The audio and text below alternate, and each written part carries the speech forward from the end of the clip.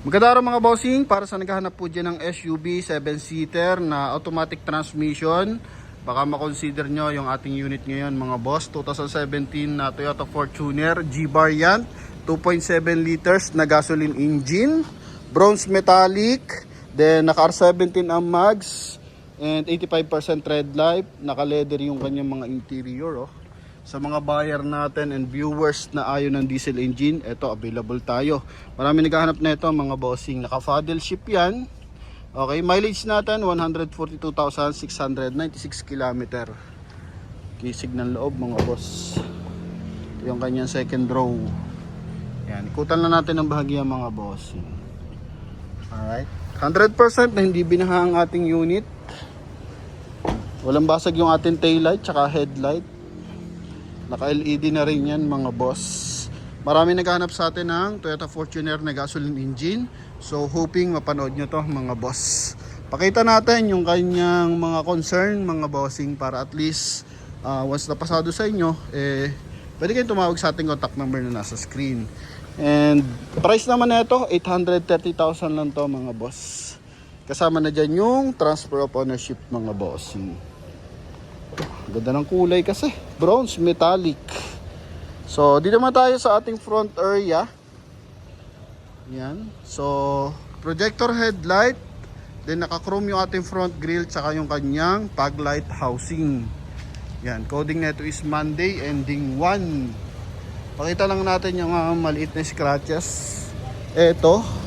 Then dito naman may crack siya ng bahagya sa housing mga boss. Pero nakakabili kasi ng housing na dito lang. Okay? Pero sa headlight, wala po siyang basag. Dito sa kanyang front grille, wala naman siyang basag. May mga gasgas lang ng bahagya. Ayan. So, ang mahalaga dito, hindi basag yung headlight kasi yung mahal na parts ng ating unit mga bossing. Tapos pagdating sa side, naka R17 to, 2-tone mags, naka 6 stud, Series 2021 ang gulong mga boss, na 85% red light. Maayos yung kanyang stepboard. Then may signal light sa kanyang side mirror. Merong ring visor, may roof rail, then naka sharp antenna. Pag sa bubungan naman, wala naman siyang dent mga boss. Sa hood naman natin, may maliliit lang na gas-gas mga bossing, pero hindi naman siya big issue. Okay, yan lang. Yan, kung pasado sa iyo yung front area tsaka yung side. So, punta tayo sa interior na ito mga boss. Yan. Ito yung kanyang interior. Dito sa door panel, naka leather. Then naka power fold yung side mirror. Equip pa yan. And napaka responsive pa. Magkabilaan yan mga boss. Okay. Yan. So, sa leather ng upuan, ito mga bossing, dito lang may portion, possible medyo malaki yung driver kaya may lundo ng bahagya. Yan, tsaka discoloration, pero original pa yung kanyang leather mga boss. Naka factory leather pa rin naman siya. Yan. Okay, then sa steering wheel, so pinapolstering na natin yung steering wheel kasi nagbakbak. Goma kasi yung steering wheel nito mga bossing, kaya nagbabakbak kadalasan yun sa mga Toyota Fortuner. Then mileage 142,000 mga boss, no? Yan. Naka paddle shift. Ito yung kanyang hood. Hood yung kanyang dashboard mga boss. Naka dual airbag yan. Check natin yung kanyang 2D audio system. Yan. Pagdating dito sa center console natin mga bossing, wood accent na kulay gray.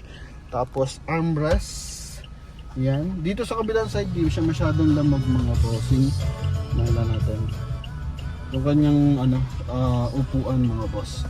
May discoloration tsaka konting stretch mark, pero naman to, reasonable naman kasi medyo mataas naman yung mileage nito mga bossing, no? Yan. Then pagdating sa ceiling ng ating unit, kulay gray yan, kumpleto sa hand grip. Okay, sun visor with mirror. Then dito rin mga boss, sun visor lang, wala siyang mirror. Maganda yan para at least hindi na abala yung ating driver. May malit na speaker dito. Then pagdating dito sa ating aircon blower, so meron siyang silver accent pa dito sa ating may head unit. Yan, ganda ng kulay ng LED lights niya. Kulay blue, ganun din sa panel. Yan yung stick ng kanyang meter cluster, kulay blue yung ilaw. Yan mga boss. Dito naman leather. Okay, tapos ito yung ating glove box. So, issue pa rin yung kanyang mga boss. Issue ng Toyota yung kanyang floor matting. Ito mga boss. Okay, yan. So, sa hand grip, sa front area, kompleto. Goods. 100% hindi pa ang ating unit. Ito lang yung concern ko dito mga boss. Pwede nyo pa-upholster ito ng bago.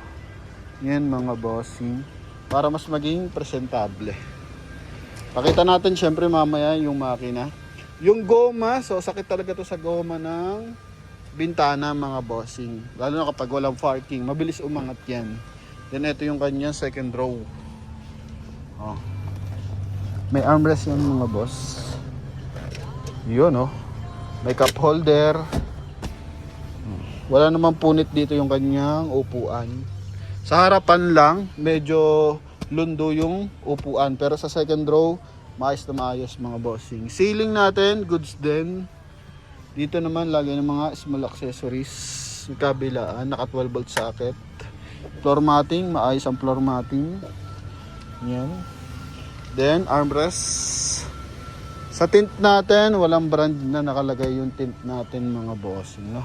Pero lahat naman ng window is Toyota pa. Yan. Naka-Toyota lahat ng window natin mga bossing. Then ito yung ating tail light. Ito LED, ito naman naka-valve. Yan. So mahalaga dito, walang basag. May mga maliliit na gasgas lang mga bossing. Hairlines lang. Yan, So hindi siya ganun ka-concern. Then pagdating dito sa ating bumper sa likuran, ito scratches. Okay, then dito.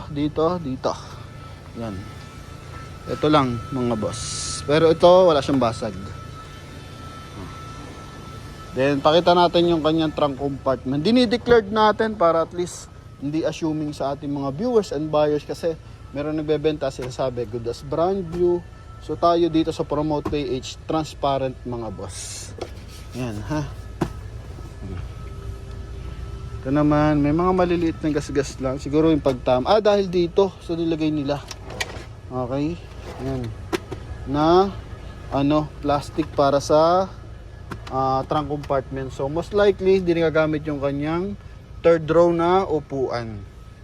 Yan Kasi nga, naglagay sila ng ganito.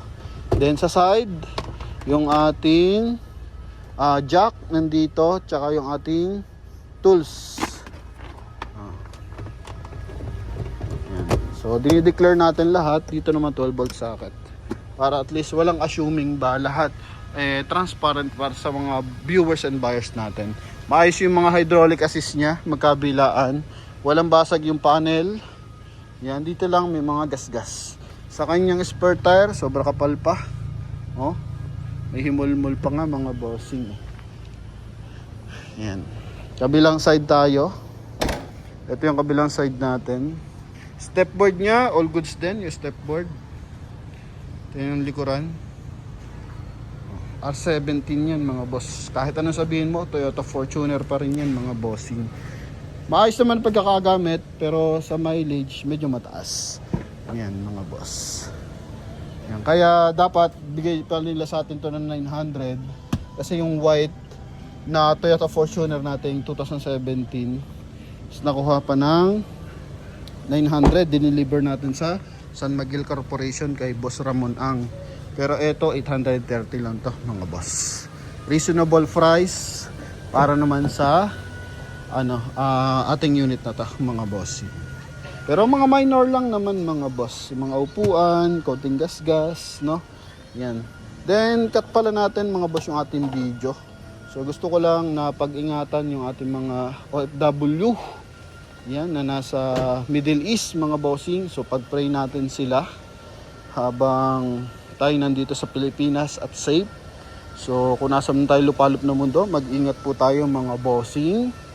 Kasi nga tulad niyan, kaya iniiwasan natin magpa car loan mga boss, magpa financing kasi nga pag may ganyan senaryo mga bossing, syempre hindi naman pwede sa bangko yung ganyan reason na may gera sa gantong bansa para hindi ka makabayad.